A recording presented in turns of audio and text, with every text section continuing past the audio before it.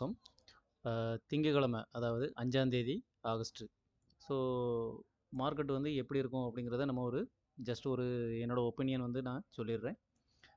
Trade வந்து first trade எப்படி எடுக்கலாம் அப்படிங்கிறத ஒரு சின்ன ஐடியா நான் உங்களுக்கு கொடுக்குறேன்.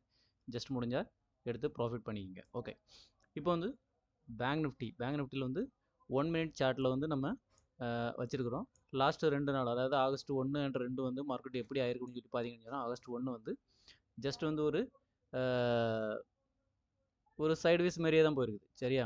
ஒரு புட் மார்க்கெட் தான். பட் அது வந்து ஒரு சைட்வேஸ் மாதிரியே அப் அண்ட் டவுன் வந்து வந்திருக்குது. ஸோ அதேமாதிரி 2ஆம் தேதி பார்த்தீங்கன்னு சொன்னால் நல்ல ஒரு கேப் டவுன். ஏன்னு சொன்னால் குளோபல் மார்க்கெட் எல்லாமே வந்து நல்லா இறங்கியிருந்து, ஸோ அதை பேஸ் பண்ணி வந்து மார்க்கெட் வந்து ஒரு 400 பாயிண்ட் பக்கம் வந்து டவுனில் வந்து இருந்து, ஸோ டவுனில் இருந்தாலே எப்படியும் வந்து ஒரு அப்சைடு மூவ்மெண்ட்டுங்கிறது வந்து கண்டிப்பாக வரும். ஸோ அதேமாதிரி ஃபஸ்ட்டு ட்ரேடு வந்து அப்சைடு மூவ்மெண்ட்டு கிடச்சிது. ஸோ அதை பயன்படுத்தி ப்ராஃபிட் நான் வந்து எடுத்திருந்தேன். ஓகேவா? ஸோ அதே மாதிரி அப்புறமா வந்து பார்த்தீங்கன்னு சொன்னால் ஆஃப்டர் 11 வந்து கன்சல்டேஷன் ஆக ஆரம்பிச்சிருச்சு. ஸோ நாளைக்கான மார்க்கெட், அதாவது திங்கக்கிழமையான மார்க்கெட் வந்து எப்படி இருக்கும் அப்படிங்கிறத வந்து நம்ம எப்படி பண்ணலாம் அப்படின்னு சொன்னால், ஆல்ரெடி இப்போ பார்த்தோம்னு சொன்னால் வந்து பையர்ஸ் வந்து ரொம்ப கம்மியாக தான் இருப்பாங்க. ஏன்னு சொன்னால் மார்க்கெட் வந்து குளோபல் மார்க்கெட் எல்லாமே வந்து விழுந்துட்டு இருக்குது. ஸோ ரெட்டில் போயிட்டு இருக்குது. ஸோ அதே மாதிரி நம்ம மார்க்கெட்டும் வந்து புட் சைடு தான் போகும் அப்படின்னு சொல்லி எல்லாரும் என்ன பண்ணுவாங்கன்னு சொன்னால் செல் பண்ணுற முடியும், அதாவது ஸ்டாக் எல்லாத்தையுமே செல் பண்ணதுக்கு தான் பார்த்துட்டு இருப்பாங்க. ஏன்னு சொன்னால் ஒருவேளை ரொம்ப பெரிய மார்க்கெட் கிராஷ் வந்துச்சு அப்படின்னு சொன்னால் அப்புறம் வந்து இப்போ இருக்க ப்ராஃபிட் எல்லாம் போயிடும் அப்படிங்கிறதுக்காண்டி பேனிக்கில் எல்லாரும் என்ன பண்ணுவாங்கன்னு சொன்னால் செல் பண்ணுவாங்க. ஸோ செல் பண்ண என்ன ஆகும்னு சொன்னால் மார்க்கெட் வந்து கீழே விழுறதுக்கு நிறையா வாய்ப்பு இருக்குது. ஸோ ஒருவேளை நாளைக்கு வந்து கண்டிப்பாக கேப் டவுன் தான் ஓப்பன் ஆகிறதுக்கு வாய்ப்பு இருக்குது. ஸோ ஒருவேளை கேப் டவுன் ஒரு 100 பாயிண்ட் 200 பாயிண்ட்லேருந்து 400 பாயிண்ட் 500 பாயிண்ட் கேப் டவுன் ஆச்சுன்னு சொன்னால் மார்க்கெட் அங்கேருந்து என்ன பண்ணோம் அப்படின்னு சொன்னால், இப்போ இந்த இடத்துல ஒரு 51 100 200 இந்த ரேஞ்சில் வந்து மார்க்கெட் ஓப்பன் ஆகுது. அதாவது ப்ரீ மார்க்கெட் ஓப்பன் ஆகி வருது 9:15 வந்து மார்க்கெட் இந்த இடத்துல ஓப்பன் ஆகுதுன்னு வச்சிங்களேன். ஸோ இந்த இடத்துல ஓப்பன் ஆகி மார்க்கெட் என்ன பண்ணோம் அப்படின்னு சொன்னால், just first 1 minute candle 2 minutes first 5 minutes கேண்டிலில் வந்து மார்க்கெட்டு மேலே போகிற மாதிரி இப்படியே போச்சுன்னு சொன்னால், உடனே தயவுசெய்து நீங்கள் வந்து சிஇ சைடு எடுத்துறாதுங்க. கால் சைடு வந்து ட்ரேட் எடுத்துறாங்க ஃபஸ்ட்டு ட்ரேடு. ஸோ மார்க்கெட் மேலே போயிட்டு அகைன் கீழே கண்டிப்பாக வரும்.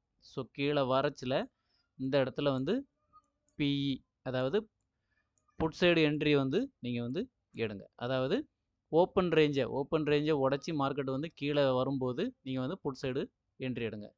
ஸோ அப்படி இல்லாமல் ஒருவேளை, சரிங்களா, ஒருவேளை வந்து மார்க்கெட் வந்து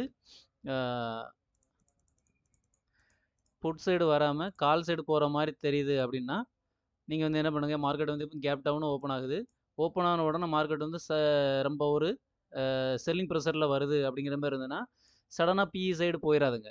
சடனாக பிஇ சைடு போகாமல் கொஞ்சம் வெயிட் பண்ணி பாருங்கள். மார்க்கெட் ஒருவேளை ரீட்ரேஸ்மெண்ட் எடுத்து அகைன் பிஇ சைடு போகுது அப்படின்னு சொன்னால் புட் சைடு வந்து என்ட்ரி எடுங்க. ஓகேங்களா?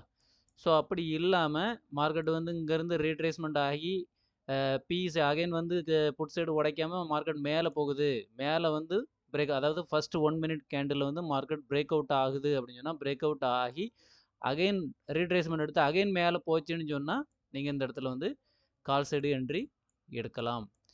ஸோ அப்படி இல்லை அப்படின்னு சொன்னால் இந்த சைடு, ஆனால் கால் சைடு என்ட்ரி எடுக்கிறதுங்கிறது வந்து ரொம்ப ஒரு ரிஸ்க்கான ட்ரேடாக தான் இருக்கும் என்னை பொறுத்தளவுக்கு. புட் சைடு என்ட்ரி உங்களுக்கு கிடச்சுன்னு சொன்னால், நான் முதல்ல சொன்ன மாதிரி மார்க்கெட் வந்து மேலே போயிட்டு அப்புறம் கீழே இறங்குது, பிரேக் டவுன் ஆகுது அப்படின்னு ஃபஸ்ட்டு 1 மினிட் கேண்டில் வந்து பிரேக் டவுன் ஆகுது, அந்த இடத்துல நீங்கள் புட் சைடு என்ட்ரி எடுக்கிறது தான் ரொம்ப safe side. So CE side எடுத்திங்கன்னா என்ன ஆகுன்னு சொன்னால் மார்க்கெட் வந்து பெரிய மூவ்மெண்ட் இருக்காது. ஏன்னு சொன்னால் ஒருவேளை வந்து கன்சல்டேஷன் ஆகிறதுக்கு நிறையவே வாய்ப்பு இருக்குது.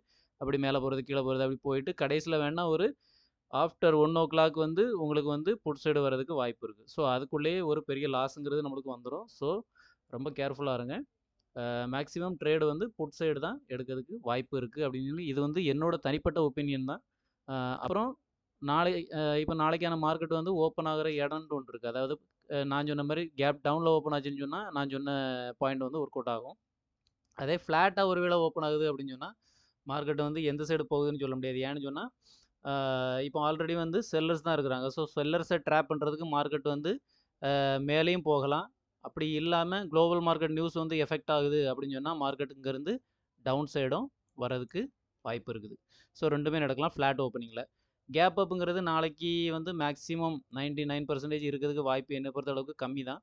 ஸோ ஒருவேளை சின்ன கேப் அப்பு இல்லைனா கொஞ்சம் பெரிய கேப் அப்பு இருக்குதுன்னு சொன்னால் மார்க்கெட் வந்து கண்டிப்பா வந்து ஒரு வொலடைலா இருக்கும். அதாவது மேல போறது, கீழ வர்றது, இப்படி மேல போறது, கீழ வர்றது இந்த மாரி தான் இருக்கும். ஸோ ஆனா ஓவரால் பார்த்தோம்னு சொன்னா, புட் சைடு வர்றதுக்கு தான் நெறையவே வாய்ப்பு இருக்கு. ஓகேங்களா? ஸோ இத கணக்கு பண்ணி நாளைக்கான ட்ரேட வந்து நீங்க எடுத்துக்கலாம். நன்றி.